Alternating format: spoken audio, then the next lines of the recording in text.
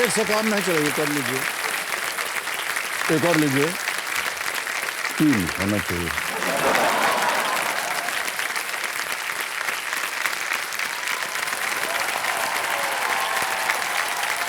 जोरदार तालियां रजनी जी के लिए।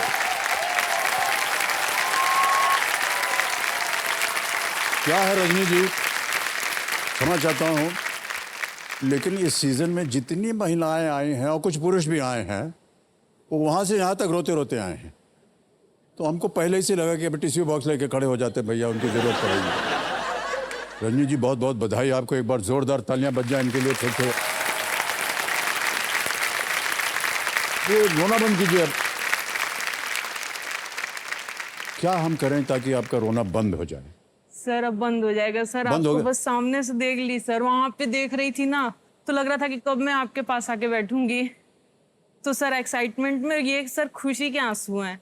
एक्साइटमेंट में खुशी के आंसू? Yes sir. बस ऐसे मुस्कुराते रहिए, और Yes, कुछ नहीं sir. चाहिए हमें, ठीक थैंक है? You sir, thank you alright, sir. Big hand Rajni.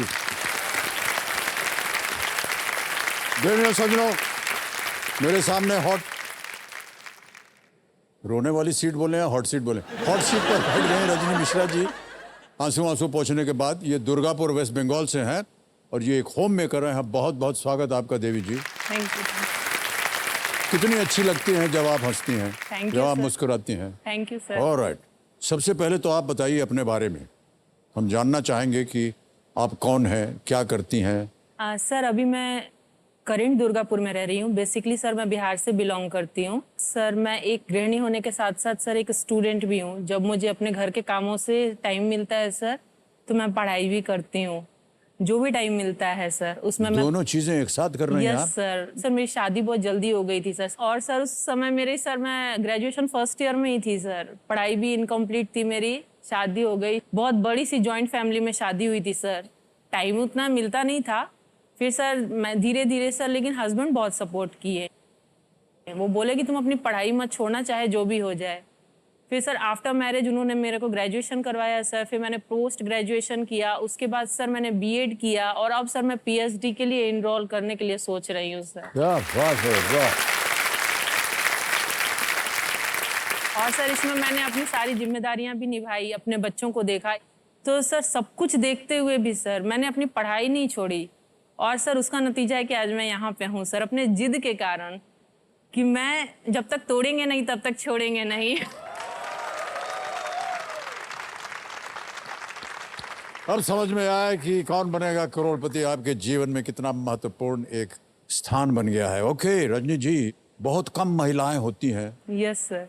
जो इस तरह की धारणा लेकर के चलती हैं, और बहुत कम ऐसी पत्नियां होती हैं जिनको अपने पतिदेव से सर प्रोत्साहन मैं मिलता बिहार के जिस शहर से आती हूँ ना सर, वहाँ पे अभी भी बहुओं को आज़ादी नहीं है। अगर हमें घर से बाहर निकलना होता है तो यहाँ तक का घूंघट करके ही जाना पड़ता है हम लोगों को सर। पहले तो ऐसा था कि जो बहुएं हैं वो शाम के बाद ही निकलती थी कि कोई उनको देखे ना, दिन में तो हम लोग निकल भी नहीं सकते थे।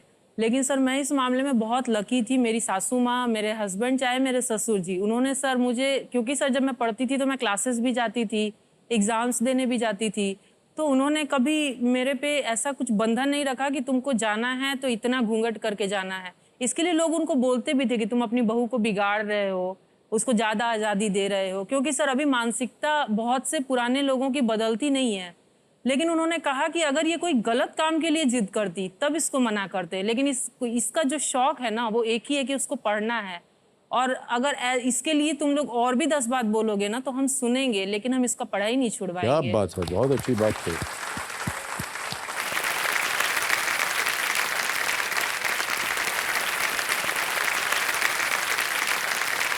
बहुत बहुत स्वागत आप दोनों का। Thank you sir. Nikhil ji, मैं आपसे सबसे पहले पूछूंगा एक प्रश्न। जी सर। पहली बार पहले ही अटेम्प्ट में आप गोल्ड मेडल जीत गए, और वो भी कॉमनवेल्थ गेम्स में। ये बड़े गर्व की बात है हम सब देशवासियों की। आपको कैसा लगा जब आप अभी पोडियम पे खड़ी हुई थी? मुझे बहुत रोना आ रहा था। पहली बार ये मेरा कॉमनवेल्थ गेम्स है और उसमें मैंने गोल्ड मेडल जीता अपना देश के लिए, तो जी। मेरे लिए बहुत प्राउड फीलिंग था। और स्पेशली लोगों की एक्सपेक्टेशंस मेरे से बढ़ गई थी। ये हम बट उनकी एक्सपेक्टेशन से ज्यादा मुझे खुद पे ज्यादा उम्मीद थी कि मैं अपने वहाँ पे अच्छा परफॉर्मेंस दे के गोल्ड मेडल जीतूं अपने देश के लिए, जी, और जी। मैंने वही किया कि मैं वहाँ से गोल्ड मेडल लेकर आई हूँ अपने जी, कंट्री जी। के लिए। क्या बात है।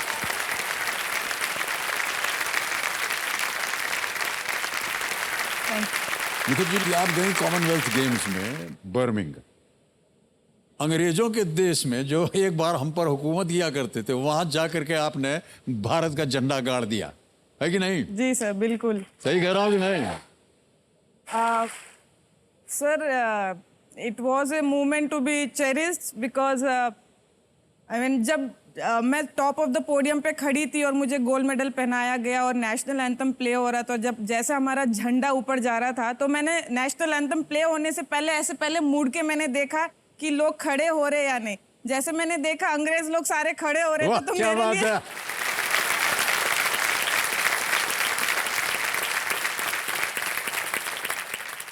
जो अंग्रेज लोग हम पे इतने साल राज जी है, जी, किया उन्होंने है, वो लोग हमारे नेशनल एंथम और झंडे को रेस्पेक्ट दे रहे हैं, तो वो मेरे लिए बहुत बड़ी बात है एज ए इंडियन।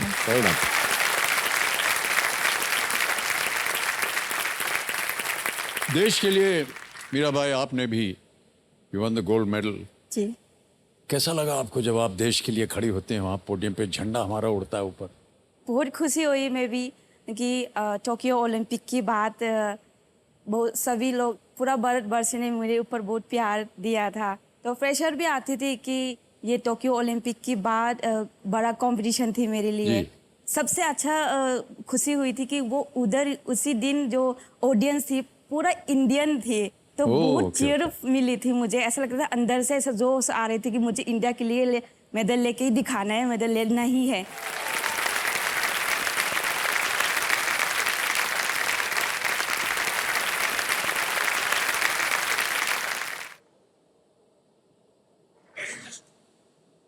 एक मिनट, हमको चश्मा दे दीजिए आप। चश्मा इधर आ गया है। एक टिश्यू आपने ले लिया हमारी इजाजत के बगैर। 1 2 3। Thank you, sir. Thank you so much. हो गया कि नहीं? Show me your face. या इट्स फाइन। ये हमारी ड्यूटी है, हमारी नौकरी है। यहाँ से हम निकाले जाएंगे, यही करेंगे हम। Look this side, smile, thank you. Thank you so much. All right, give me a tissue. Big hand.